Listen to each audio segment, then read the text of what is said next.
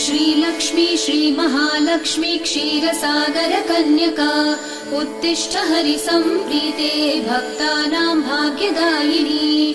श्रीलक्ष्मी श्रीमहालक्ष्मी क्षीरसागर कन्यका उत्तिष्ठ हरिसम्प्रीते भक्तानां भाग्यदायिनी।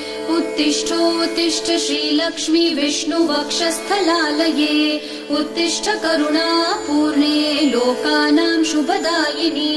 उत्तिष्ठोत्तिष्ठ श्रीलक्ष्मी विष्णुवक्षस्थलालये उत्तिष्ठ करुणापूर्णे लोकानां शुभदायिनी।